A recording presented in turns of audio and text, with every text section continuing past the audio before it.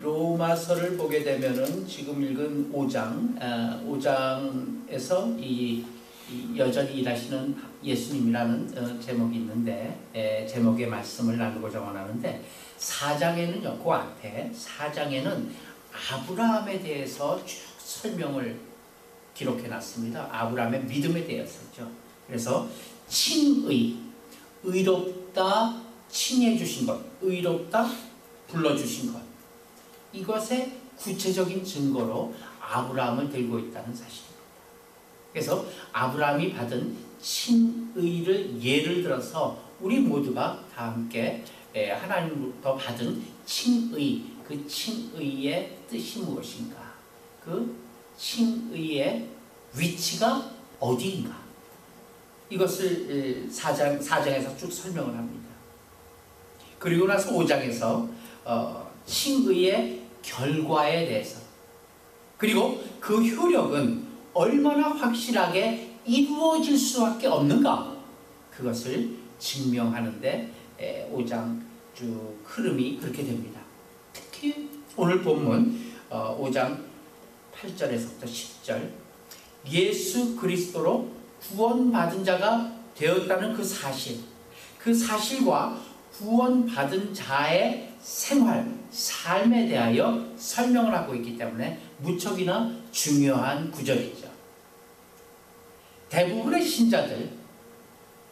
신자들이 하나님이 예수 그리스도를 보내사 나를 구원해 주셨다, 이 감격 속에 머물고 있다는 사실입니다. 현실이 그래요.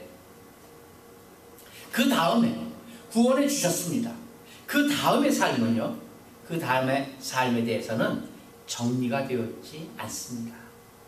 그래서 신앙생활을 하면서도 구원의 감격, 그 이후가 맥이 풀려지는, 맥 풀린 삶을 살고 있는 것이 오늘날 현대 그리스도인의 현실입니다. 우리에게 구원 얻기 전과 구원 얻은 후에 달라진 것에 대해서 우리는 무엇을 정리하고 있습니까? 무엇이 구원 얻기 전과 구원 얻은 후에 달라진 것입니까? 영생이 있는 줄 알고, 그리고 그 하나님이 계신 것, 영생을 주신 하나님이 계신 것을 알고 있는 거예요. 그것이 구원 얻기 전과 구원 얻은 후에 달라진 것이죠. 맞습니다. 영생이라는 그 개념이 있고, 또한 그 개념의 영생을 우리가 얻게 된 것입니다. 그러나 규범적인 생활로서의 구원의 전후는 달라진 게 없다는 사실이에요. 어떤 규범, 어떤 삶의 구체적인 내용, 어떤 생각, 그 생각에 따른 삶의 결과, 이런 것이 약해져 있습니다. 그래서 규범적인 생활로는 구원의 전후가 사실 바꿔진 것이 없다는 것이 현실이잖아요. 그러나 예수 믿었다는 것은 구원 얻은 자는 다른 어떠한 생명과 다른 어떤 에너지를 받게 되었다는 그 사실을 말하고 있어요. 그냥 멍청이 있는 것이 아니라 다른 어떤 특별한 에너지를 받게 된 거예요. 어떤 다른 생명, 내 생명과 또 다른 어떤 생명을 받게 된 것, 이것을 이야기하고 있는 것이 오늘 본문의 말씀, 특별히 9절 10절입니다. 다시 한번 읽습니다. 9절 10절입니다. 시작. 그러면 이제 우리가 그 피로 인하여 의롭다 하심을 얻었는즉 더욱 그로 말미암아 진노하심에서 구원을 얻을 것이니, 곧 우리가 원수 되었을 때 그 아들의 죽으심으로 말미암아 하나님으로 더불어 화목되었는즉 화목된 자로서는 더욱 그의 살으심으로 인하여 구원을 얻을 것이니라. 우리는 죄와 하나님의 진노에서 구원 얻은 것, 그것이 우리의 힘으로 되지 않았다는 건 너무나 잘 알고 있어요. 이제는요. 그것이 무슨 내 실력이나 어떤 내 행동이나 내가 한 어떠한 것의 결과로 구원을 얻게 되었다는 것이 아니다라는 것은 이제 그리스도인들 모두가 다 알고 있는 사실입니다. 우리 힘으로 된 건 아니에요. 맞아요. 그런데 중요한 것은 구원을 얻은 이후의 삶도 내 힘이 아닌 하나님의 힘으로 살아간다는 사실에 약합니다. 다시 한번 정리합니다. 구원을 얻게 되었어요. 생명을 얻었어요. 사망에서 생명으로 우리가 옮겨졌어요.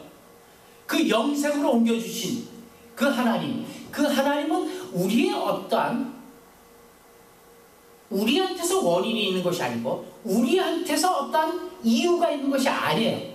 하나님께서 하나님의 뜻대로 우리를 고르시고 선택하셔서 사망에서 영생을 옮겨주셨어요. 오직 하나님의 은혜죠. 내 문제는 그 이후 구원을 얻은 삶에도 내 힘이 아닌 하나님의 힘으로 살아간다는 것 자체에 약하다는 얘기예요. 근데 오늘 말씀은 어때요? 10절에 예수 그리스도로 말미암아 하나님과 화목하게 되었는즉, 그 다음 뭐예요?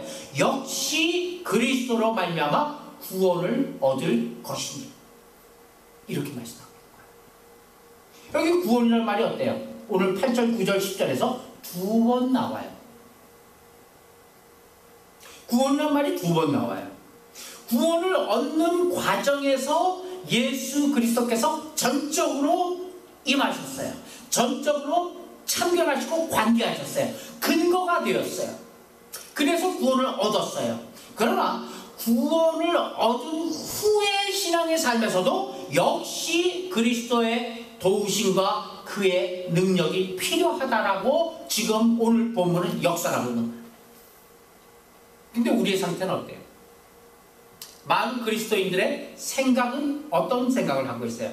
이제 우리가 구원을 얻었으니까 예수 그리스도께서 죽을 우리를 다시 살리시고 대신 십자가에 돌아가셨으니까 이제는 우리 힘으로 그 은혜를 갚자. 이거 얼마나 고마운 일인가. 예수 그리스도 앞에 죽자. 예수 그리스도로 살자. 이제는 우리가 열심히 신앙생활과 함께 열심히 예수 그리스도의 삶을 살자. 이렇게 생각합니다. 이게 신앙의 잘못이라는 얘기예요. 많은 이들이 이렇게 생각하고 있어요. 아니, 우리도 거기에 포함될 줄 몰라요. 그런데 신앙에 있어서 잘못이 뭐예요? 오늘 본문을 보게 되면 그리스도께서 죽을 우리를 대신하여 십자가에 돌아가셨으니 이제는 우리 힘으로 그 은혜를 갚자라고 생각하는 게 틀렸다라고 오늘 본문은 얘기하는 거예요. 우리는 죄 사함을 받은 것, 우리가 죄 사함을 받고 하나님으로부터 용서를 받아서 이제 영생을 얻게 되는 것이 구원의 전부라고 생각하기에 우리는 갈등을 겪게 됩니다. 하나님께서 우리를 죄인의 상태에서 구원하심으로 할 일을 다 하신 것이 아니라 그 다음은 다 거기에 대한 반응과 책임만 남아있다. 이렇게 생각하는 것이 잘못된 것이라는 얘기예요. 그러므로 우리의 신앙생활이 규범적일 수밖에 없고, 그렇기 때문에 우리의 생활이 사실 구원 후의 생활이 더 어렵고 힘이 들어요. 그래서 결국 하나님께서 원하시는 생활을 할 수 없게 되고 있는 것, 그것이 그리스도인 현대인의 딜레마입니다. 그러나 하나님은 우리를 영적으로 구원하신 후에도 여전히 일하고 계시다는 사실입니다. 이런 말씀을 한번 살펴보겠습니다. 마태복음으로 갑니다. 마태복음 28장 18절부터 20절입니다. 주보했죠? 다 같이 시작. 예수께서 나와 말씀하여 이르시되 하늘과 땅의 모든 권세를 내게 주셨으니 그러므로 너희는 가서 모든 민족으로 제자를 삼아 아버지와 아들과 성령의 이름으로 세례를 베풀고 내가 너희에게 분부한 모든 것을 갖추게 하라. 그 다음 중요해요. 볼지어다 내가 세상 끝날까지 너희와 항상 함께 있으리라 하시리라. 가장 중요한 건 뭐예요? 가장 중요한 건 볼지어다예요. 볼지어다 내가 세상 끝날까지 너희와 항상 함께 있으리라 했기 때문에 그 위에 있는 아버지와 아들과 성령의 이름으로 세례를 주는 일이 가능하다. 이 말 하시는 거예요. 그분은 세상 끝날까지 우리와 함께 하시는 분이라는 것을 누차에 걸쳐 성경은 우리를 향해서 강조하고 있습니다. 이 말은 세상으로 제자들을 보내어 복음을 전하게 하시는데 그 일은 제자들만의 일이 아니라 누구의 일이다? 예수 그리스도 자신의 일이라는 것을 의미하고 있습니다. 믿습니까? 우리의 일이 아니에요. 물론 우리의 일도 되지만 그거보다 더 기초적으로 더 중요하게 그것은 누구의 일이다? 예수 그리스도의 일이시다. 그 말씀이 이 마태복음 마지막 장 마지막 절이에요. 예수 그리스도 자신의 일이에요. 복음 전도가. 하나님께서 예수 그리스도의 십자가로 말미암아 우리를 구원하는 것. 그것은 우리에게 하실 일의 전반전에 불과하다는 사실. 예수 그리스도께서 우리를 구원하신 것, 하나님께서 예수 그리스도를 보내셔서 우리를 구원하신 것, 그것은 하나님께서 우리를 향해 하실 일의 전반전에 불과한 거예요. 후반전에서도 여전히 하나님께서는 우리에게 하실 일이 있다는 것, 이것을 성경은 강조하고 있어요. 죽음에서 새 생명을 주어 우리를 구원시키는 것만이 하나님의 하실 일이 아니라 구원받은 자의 그 이후의 신앙의 삶에 있어서도 절대적인 하나님의 능력과 하나님의 도우심이 필요하다는 사실입니다. 그런 뜻에서 다시 한번 로마서 5장 9절 10절을 읽겠습니다. 시작. 그러면 이제 우리가 그의 피로 말미암아 의롭다 하심을 받았으니 더욱 그로 말미암아 진노하심에서 구원을 받을 것이니, 여기까지 서론이에요. 구원을 계속해서 받을 것이라는 얘기예요. 그러므로 결론은 뭐예요? 10절에 시작.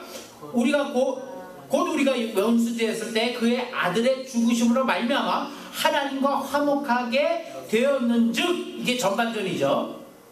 화목하게 된 자로서는 더욱 그의 살아나심으로 말미암아 구원을 받을 것이니라.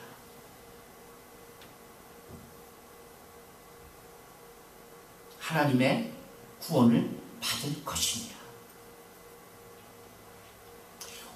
우리를 구원시키실 때 전적으로 하나님께서 일하셨습니다. 믿습니까?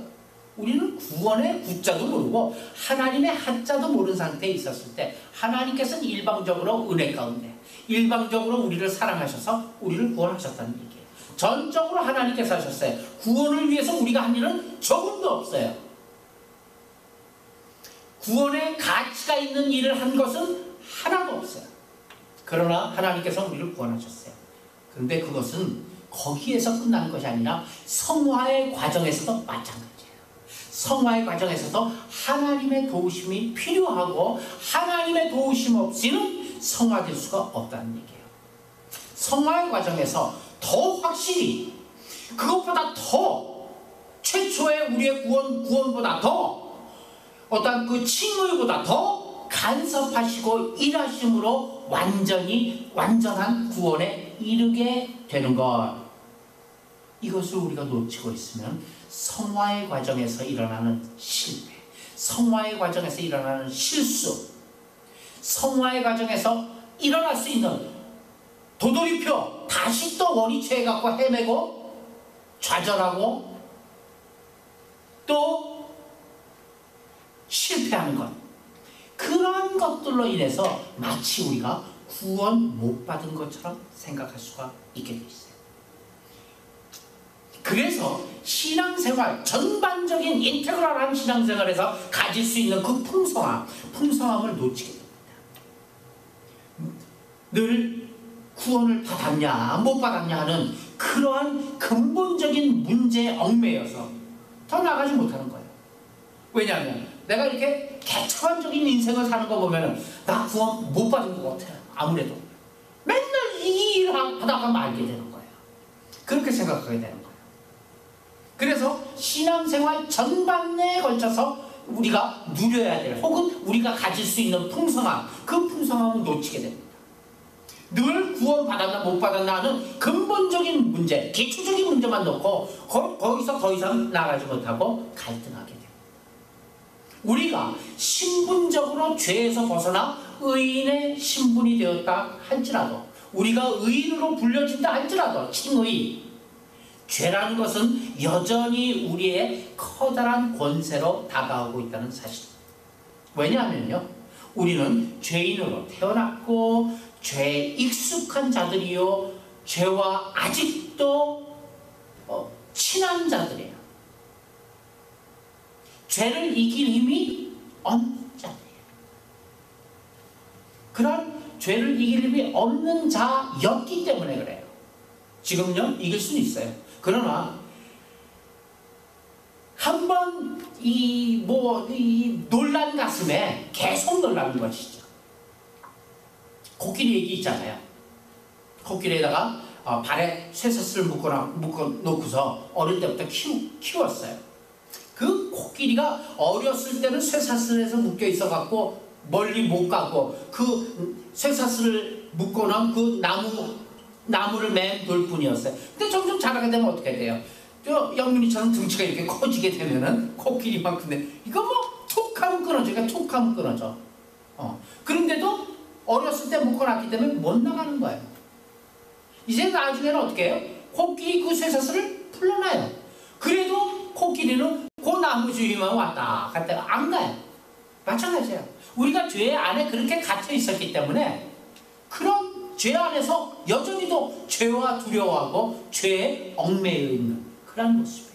죄에 친한 자들이었기 때문에 그런 거예요.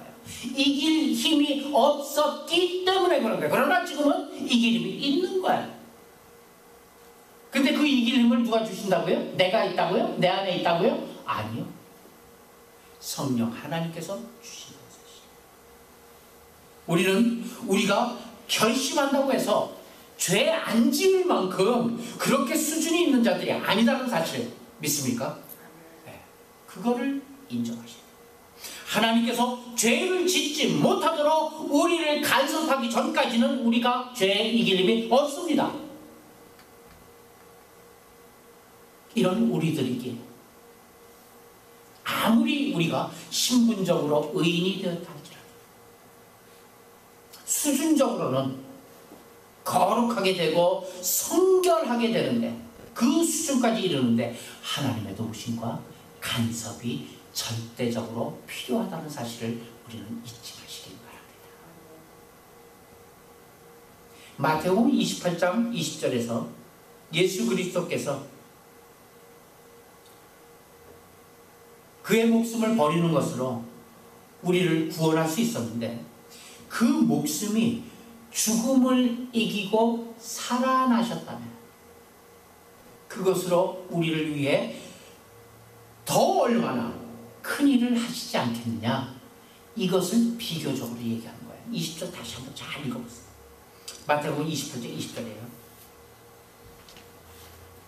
시작. 내가 너에게 분부한 모든 것을 가르쳐 지키게 하라. 볼지어다 내가 세상 끝날까지 너희와 항상 함께 있으리라 하시니라. 예수 그리스도께서 자기의 목숨을 버리심으로 우리를 구원하셨어요.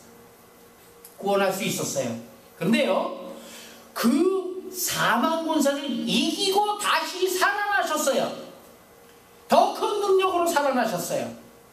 사망에 그의 목숨을 주어서 죽으셨을 뿐 아니라 그 사망 권세를 깨뜨리고 일어나셨어요. 다시 사셨어요. 그렇다면 그 사망보다 더 큰 그 능력과 그 힘으로 우리를 위해 얼마나 더 큰 일을 하시겠는가 비교하여서 내가 세상 끝날까지 너희와 항상 함께 있으리라. 죽음을 권세를 깨뜨리고 일어나신 후에 일가라는 그 하나님의, 그 예수님의 말씀인 것이에요. 내가 이제 일어났다. 사망 권세를 이기고 일어났다. 그 이긴 사망 권세를 이긴 권세와 그 능력으로 너희와 세상 끝날까지 함께 있으리라 하시는 거예요. 요한복음 10장 10절로 갑니다. 시작. 도둑이 온 것은 도둑질하고 죽이고 멸망시키려는 것뿐이요 내가 온 것은 양으로 생명을 얻게 하고 더 풍성히 얻게 하려는 것이다. 내가 온 것은, 다시 한번 시작. 내가 온 것은 양으로 생명을 얻게 하고 더 풍성히 얻게 하는 것. 굉장히 중요해요. 내가 온 것이 양으로 생명을 얻게 하는 것으로 온 게 아니라 내가 온 것이 양으로 생명을 얻게 하고 그 다음 뭐예요? 더 풍성히 얻게 하는. 두 개 나왔죠? 그렇죠? 앞서 우리의 본문 속에서도 구원이 몇 개죠? 두 개예요. 지금 요한복음 10장 10절에도 생명을 얻게 하고 우리가 사망에서부터 영생으로 얻은 생명, 그 칭의를 얘기하죠. 생명을 얻게 하고 그 다음에 뭐예요? 더 풍성히 얻게 하는 거예요. 더 풍성히. 그것이 뭐예요? 더 풍성히 얻게 하는 것이. 더 풍성히 얻게 하시려고 온 것이라고 말씀하셔요. 자, 한번 예를 들어봅시다. 죽어 있어요. 죽은 것을 살려서 생명을 주는데 풍성이라는 단어가 필요 있을까요? 없을까요? 없지요. 그렇잖아요. 죽은 거 아니면 산 것인데 거기에 풍성이라는 단어가 뭘 필요 있어요? 그렇죠? 살렸느냐? 죽은 채로 그냥 있느냐? 그 두 가지밖에 없어요. 풍성이라는 단어가 죽은 생명을 살리는, 구원하시는 데는 풍성이라는 단어가 필요 없어. 그렇잖아요? 너 구원 받았냐? 풍성이 받았냐? 이게 말이 돼요? 구원 받았냐 안 받았냐 둘 중에 하나죠. 맞죠? 죽은 것을 살려내는, 생명을 주시는 데는 풍성이라는 개념이 필요 없습니다. 그러나 일단 생명이 있게 되면은 그것에는 풍성함이 있는 거예요. 맞습니까? 네. 생명이 있는데 이때 얼마만큼 풍성한 생명이 있느냐? 이 얘기.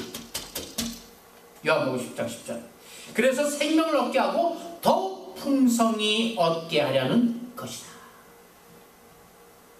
성경에 약속한 구원이라는 것은 죄사함을 받는 것에서 그치는 것이 아니다라는 사실이에요. 그래서 성경이 얘기하는 구원은 죄사함을 받는 그 구원, 그 이상일 것이에요. 이 생명이 이제 사망에서 생명을 얻게 됐습니다. 사망에서 영생을 얻게 됐습니다. 이 영생이 싹이 나고 잎이 나고 꽃이 피고 열매가 맺는 자리에까지 그 모든 것을 합쳐갖고 구원이라고 얘기합니다. 그러나 대부분의 신자들이 그 신앙 활동을 보면 어때요? 신앙 생활을 보면 어때요? 대부분 전부 시의 상태에 머무르고 있어요. 그렇죠? 구원이란 시를 얻게 됐어요. 영생이란 시를 갖게 됐어요. 근데 그 시 상태에서 머무르고 있어요. 성경이 우리에게 신자로서 요구하는 책임이 무엇이에요? 그것은 이제 우리를 꽃 피우고 열매 맺게 하고 완성시키려는 그러한 하나님의 의도 속에서 우리가 어떻게 순종하며 발을 맞추는가? 이 차원에서 책임이 있다. 책임이라는 논이 등장하는 거예요. 구원받은 자로서의 책임이 어떻게 등장하느냐? 로마서 1장 1절 한번 봅시다. 시작. 그러므로 우리가 믿음으로 의롭다 하심을 받았으니 우리 주 예수 그리스도로 말미암아 하나님과 화평을 나누자. 하나님과 화평을 누리자. 나누자. 구원에서 의롭다 하심을 받았으니 끝이에요. 1단계. 그쵸? 전 단계죠. 그 다음에 후반부가 뭐예요? 그 다음 단계가 우리 주 예수 그리스도로 말미암아 하나님과 화평을 누리는 삶. 구체적으로 이제 구원 얻은 삶이 어떻게 하나님의 말씀에 순종하며 화평을 이룰 것인가? 예수 그리스도의 피로 말미암아 죄사함을 얻고 신자가 된 것입니다. 우리 모두는. 맞습니까? 그 다음이 필요해요. 그 다음 뭐예요? 1절에 지금 읽은 1절의 표현대로 말씀드리면 뭐예요? 하나님과 더불어 화평을 이루는 삶이에요. 하나님과 더불어 화평하는 삶을 살고 있는가? 이 질문이에요. 또 저 우리 본문의 구절의 표현대로 얘기한다면 뭐예요? 진노하심에서 구원을 얻을 것이에요. 구원 얻었는데요. 그러나 진노하심에서 또 구원을 얻을 것이라.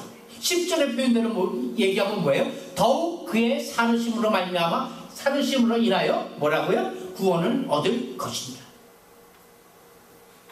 이와 같이 성경은 구원을 여러 단계로 표현하고 있다는 것을 우리는 기억해야 됩니다. 한 번의 구원이 아니에요. 여러 단계의 구원으로 표현하고 있어요. 그의 피로 인하여 우리가 의롭다함을 입은 즉 하나님과 화목되어 평화를 누리고 그 안에서 완성까지 가야 하는 것입니다.